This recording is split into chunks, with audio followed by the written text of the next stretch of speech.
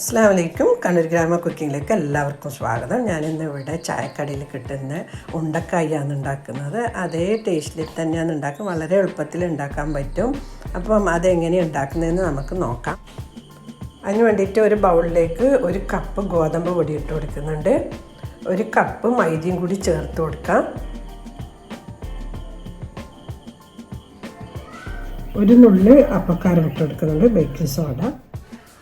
കുറച്ച് ഉപ്പും ചേർത്തിട്ട് ഒന്ന് മിക്സ് ചെയ്ത് കൊടുക്കുക. ഇതിടാൻ മാറ്റി വെക്കാം. ഇനി നമുക്ക് പഞ്ചസാര പൊടിച്ചെടുക്കണം. അതിനൊരു മിക്സിൻ്റെ ജാർ എടുത്തിട്ടുണ്ട്. ഇതിലേക്ക് ഞാൻ 1/2 കപ്പ് പഞ്ചസാര ഇട്ട് കൊടുക്കുന്നുണ്ട്. പഞ്ചസാര പൊടിച്ചെടുത്തിട്ടുണ്ട്. ഇനി ഇതിലേക്ക് ഞാൻ പഴം ചേർത്ത് കൊടുക്കുന്നുണ്ട്. അതിന് ഞാൻ 3 പഴം മുറിച്ചിട്ട് കൊടുത്തിട്ടുണ്ട്. 1/4 ടീസ്പൂണ് ജീരകം, പിന്നെ ഒരു 2 ഏലക്കായും ചേർത്ത് ഒരു പിഞ്ച് ഉപ്പും ചേർത്തിട്ട് നമുക്കിതൊന്ന് വെള്ളം ഒഴിക്കാതെ അരച്ചെടുക്കാം. പഞ്ചസാരയും പഴമെല്ലാം കൂടി നല്ലപോലെ അരച്ചെടുത്തിട്ടുണ്ട്. ഈ ഒരു പരുവത്തിലാണ് വേണ്ടത്. ഇതിൽ കട്ടിയൊന്നും ഉണ്ടായത് നല്ലപോലെ അരച്ചെടുക്കണം. ഇനി ഇത് നേരത്തെ എടുത്ത് വെച്ച മാവിൽ ഒഴിച്ചിട്ട് നമുക്കൊന്ന് കുഴച്ചെടുക്കാം.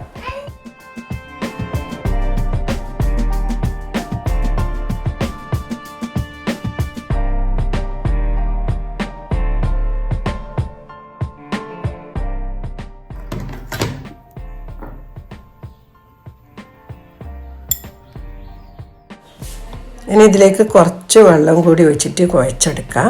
അപ്പോൾ നമ്മൾ നോക്കിയിട്ട് വേണം വെള്ളം ഒഴിച്ച് കൊടുക്കാൻ. പെട്ടെന്ന് കുറേ ഒന്നിച്ച് ഒഴിച്ച് കൊടുക്കാൻ പാടില്ല. അപ്പം വെള്ളം കുറച്ച് ഒഴിച്ചിട്ട് നല്ലപോലെ കുഴച്ചെടുക്കാം. ഇതിൽ ഞാൻ 1/4 കപ്പ് വെള്ളവും കൂടി ചേർത്ത് കൊടുത്തിട്ടുണ്ടായിരുന്നു. അപ്പോൾ ആ പഴവും പഞ്ചസാരയും കൂടി അരച്ചെടുത്ത മിക്സ് കൂടാണ്ട് ഞാൻ ഇതിലേക്ക് 1/4 കപ്പ് വെള്ളം ഒഴിച്ചു കൊടുത്തിന്. അപ്പോൾ ഈ ഒരു കട്ടിയിലാവുകൊണ്ട് നന്ന ലൂസാകാനും പാടില്ല, നന്ന കട്ടിയാകാനും പാടില്ല. ഇനി നമുക്കിതൊരു 3 മണിക്കൂർ 2-3 മണിക്കൂർ നമുക്കിത് മാറ്റി വെക്കാം. 3 മണിക്കൂർ കഴിഞ്ഞിട്ടുണ്ട്. ഇനി നമുക്കിത് ഒരു ഉണ്ടയാക്കിയിട്ട് ഒപ്പം പൊരിച്ചെടുക്കാം. ഇനി ഇത് പൊരിച്ചെടുക്കുക. അതിന് നമ്മൾ ആദ്യം കുറച്ച് ചെറിയ ഉരുളക്കലാക്കി എടുക്കണം. നന്ന വലുതാക്കണ്ട. നന്ന വലുതാക്കിയാൽ കുറേ എണ്ണയൊക്കെ ഉപയോഗിക്കേണ്ടി വരും. നല്ലപോലെ മുങ്ങി പൊരിയേണ്ടതാണ്. അതുകൊണ്ട് പിന്നെ ആദ്യം നമ്മൾ കുറച്ച് വെള്ളത്തിൽ കൈ മുക്കിയിട്ട് വേണം ഇത് ഇങ്ങനെ ഉണ്ടാക്കുക. അല്ലെങ്കിൽ കയ്യിലൊക്കെ ആകെ ഒട്ടിപ്പിടിക്കും.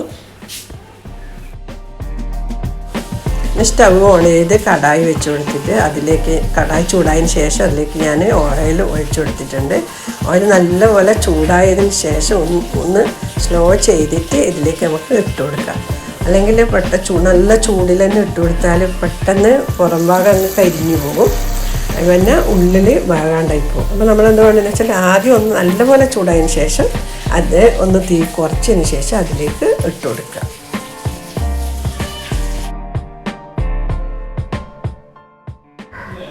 പിന്നെ ഇതുപോലെ ഇളക്കിയിട്ട് വേണം ചുട്ടെടുക്കുക. എന്നാൽ എല്ലാ ഭാഗവും ഒരുപോലെ കുക്കായി വരും.